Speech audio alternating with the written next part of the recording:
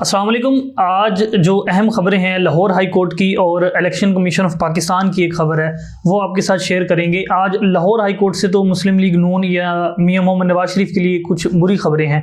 पहली तो ये कि आपने देखा होगा कुछ दिन पहले मियां मोहम्मद नवाज शरीफ ने पंजाब की हुकूमत के एक इजलास की सदारत की थी, उसे लाहौर हाई कोर्ट में PTI ने चैलेंज कर दिया है। तफसीलात उसकी ये हैं कि वो जो पटिशन है उसमें PTI कहती है कि 18 मार्च को पंजाब में एक इंतज़ामी इजलास होता है जिसमें वज़रा और इंतज़ामी अहदेदारान, ऑफिशियल्स, सेक्रेटरीज़ वगैरह बैठे हुए होते हैं।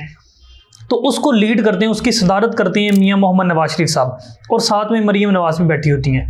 और कहते हैं कि जी उस इजलास के बाद एक हैंड आउट, एक प्रेस रिलीज़ कह लें, वो भी जारी की जाती है जिसके मुताबिक मियां मोहम्मद नवाज शरीफ जो हैं वो मुख्तलिफ वज़रा को, ऑफिशियल्स को वो हिदायत जारी करते हैं रमज़ान पैकेज के हवाले से, इलेक्ट्रिक बाइक्स के हवाले से, मेट्रो बस के हवाले से और जो दीगर तरक्याती मनसूबे हैं उसके हवाले से।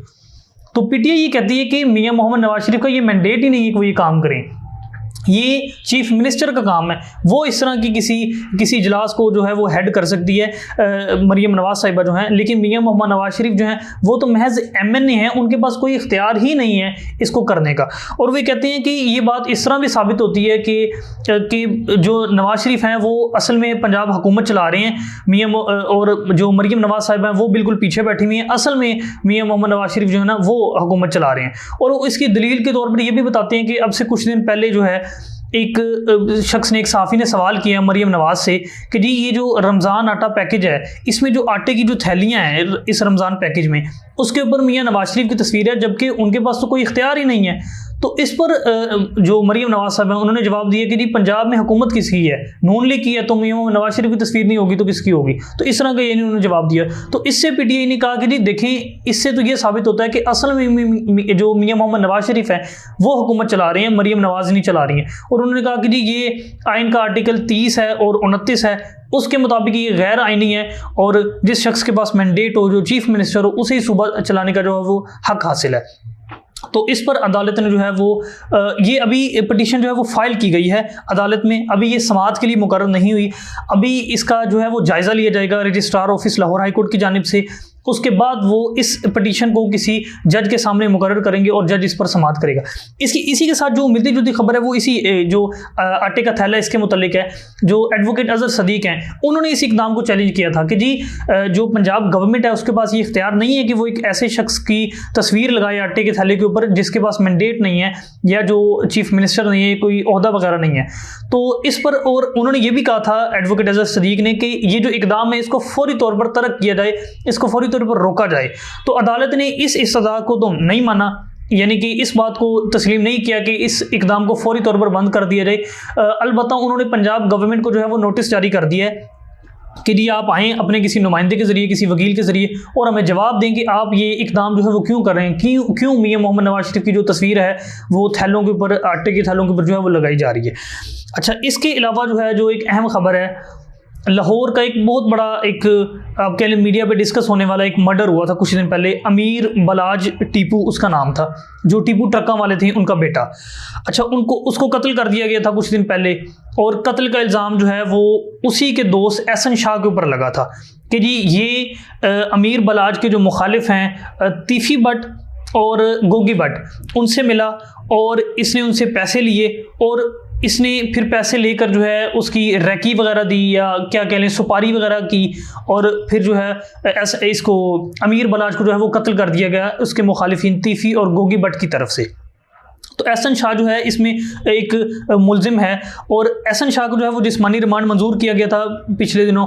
CIA पुलिस ने जब उसको अदालत में पेश किया था और अदालत ने जो है वो उसका जिस्मानी रिमांड पुलिस को दे दिया था।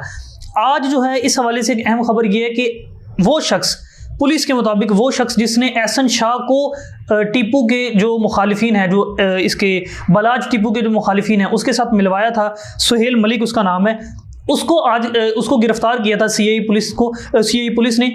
उसका जो है आज रिमांड दे दिया है अदालत ने, 5 रोज़ा जिस्मानी रिमांड। तो यानी कि वो लोग पुलिस के मुताबिक जो असल में जिनका रोल है ब्रिज का, अमीर बलाज और इसके मुखालिफिन के दरमियान, यानी कि जिन लोगों ने इस सारी कार्रवाई को डलवाया, एहसन शाह और मलिक सुहेल, तो ये दोनों लोग जो हैं इनका जिस्मानी रिमांड मंजूर हो चुका है अदालतों की जानिब से। पुलिस ने इनकी गिरफ्तारी डाल दी हुई है और अब जो है पुलिस इनसे तफ्तीश वगैरह कर रही है और पूछगिछ कर रही है। इसके साथ जो है जो अहम खबर है वो है सेनेट के इंतखाबात के हवाले से। तो वही हुआ जिसका डर था। सेनेट की जो इंतखाबात हैं जो 2 अप्रैल को होने वाले हैं, उसके हवाले से कागजात नामजदगी जमा करवाए गए थे मुख्तलिफ उम्मीदवारों की जानिब से, मुस्लिम लीग नून के भी और PTI के भी।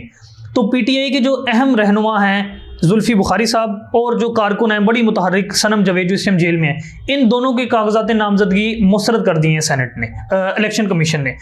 इन दोनों के कागजात पर जो है वो एतराज़ात आयद किए गए थे कुछ लोगों की जानिब से। अब उनका तो ये कहना था उन लोगों का कि जी हमारा ताल्लुक किसी सियासी जमात से नहीं है, हम प्राइवेट लोग हैं। अब पता नहीं वो कितने प्राइवेट हैं। तो उन्होंने जो है वो एतराज़ात आयद किए थे सनम जवेद के ऊपर भी और जुल्फी बुखारी के ऊपर भी, और उन एतराज़ात को सामने रखते हुए आज इलेक्शन कमीशन ने इन दोनों लोगों के कागजात को मुस्तरद कर दिया है। जबकि कोई 21 के करीब उम्मीदवार हैं, उनके कागजात को मंजूर किया है। उनमें वज़ीर दाखिला मोहसिन नकवी साहब हैं, वज़ीर ख़जाना जो हैं मोहम्मद औरंगज़ेब वो हैं, डॉक्टर यास्मीन राशिद हैं, इसके साथ साथ डॉक्टर मुसद्दिक मलिक हैं, परवेज़ रशीद हैं और एक लंबी तादाद है। जबकि 7 लोग जो हैं जिनके कागजात मुस्तरद किए गए हैं, उनमें जुल्फी बुखारी और सनम जवेद शामिल है। अच्छा, इनके ऊपर अब एतराज़ात क्या हैं?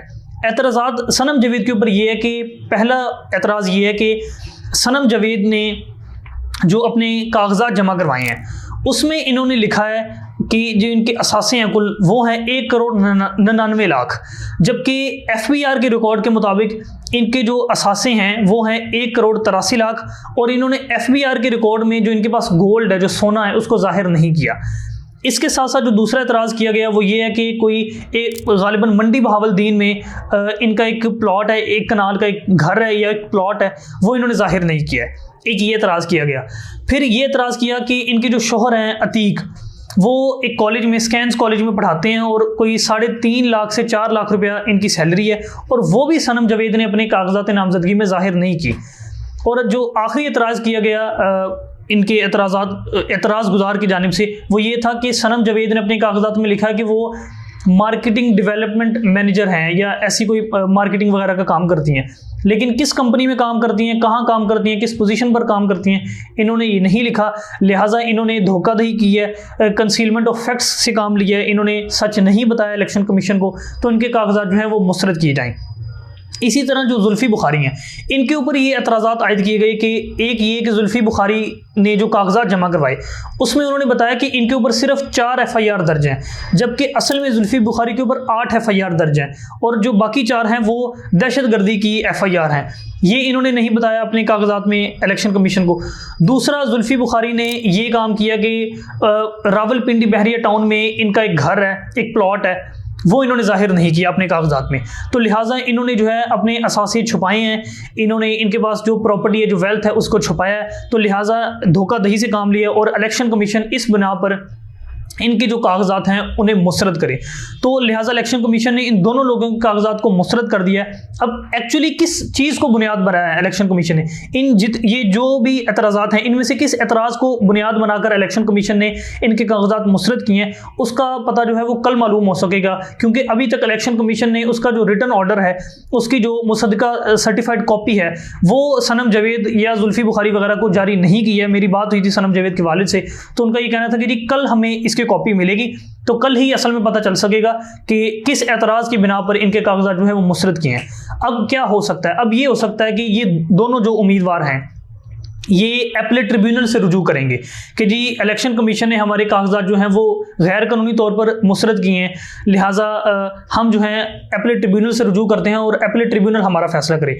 अपीलेट ट्रिब्यूनल ये होता है कि कोई भी जो मुतलका सूबा होता है, जिस तरह अब लाहौर हाई कोर्ट जो है उसके एक जज हैं जस्टिस शाहिद बिलाल हसन, उनकी अदालत को अपीलेट ट्रिब्यूनल का दर्जा दे दिया गया है और वो जो अपीलेट ट्रिब्यूनल है वो इलेक्शन से मुतल्लिक तमाम अपीलों के फैसले करेगा कि अगर सनम जवेद और जुल्फी बुखारी के कागजात जो हैं वो गलत तौर पर मुस्तरद किए हैं इलेक्शन कमीशन ने, तो अपीलेट ट्रिब्यूनल में यानी जस्टिस शाहिद बिलाल हसन की अदालत में इन केसेस के फैसले होंगे।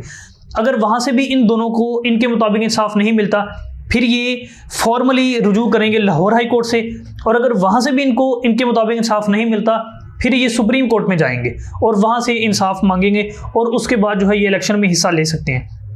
और लास्ट टाइम आपने देखा होगा कि सनम जावेद के साथ यही हुआ था कि सनम जावेद की कागजात जो हैं वो रिटर्निंग अफसर ने भी मुस्तरद कर दिए, अपीलेट ट्रिब्यूनल ने भी मुस्तरद कर दिए, लाहौर हाई कोर्ट ने भी मुस्तरद कर दिए और फिर बालाखिर सुप्रीम कोर्ट ने जाके अलाउ किए कि जी सनम जावेद के कागजात जो हैं वो मंजूर किए जाते हैं और इनको इलेक्शन लड़ने का हक हासिल है। लेकिन तब तक तो बहुत देर हो चुकी थी और फिर PTI ने टिकट भी नहीं दी सनम जावेद को क्योंकि देर बहुत ज़्यादा हो चुकी थी। तो इस बिना पर सनम जावेद ने इलेक्शन नहीं लड़ा और उस टाइम जो है उन पर एतराज़ ये किया गया था कि सनम जावेद का जो अकाउंट है वो डुअल अकाउंट है, अपने वालिद के साथ है जो बैंक अकाउंट है, जबकि इलेक्शन रूल्स के मुताबिक सिंगल अकाउंट होना चाहिए। लेकिन अब जो है एक नए एतराज़ात आयद किए गए हैं, तो अब देखते हैं कि आगे क्या बनता है। सनम जावेद और ये जुल्फी बुखारी साहब जो हैं ये इलेक्शन लड़ पाते हैं या नहीं। तो इंशाल्लाह आने वाले दिनों में हम जो भी इस हवाले से अपडेट होगी वो ज़रूर आपके सामने रखेंगे। तब तक के लिए अल्लाह हाफ़िज़।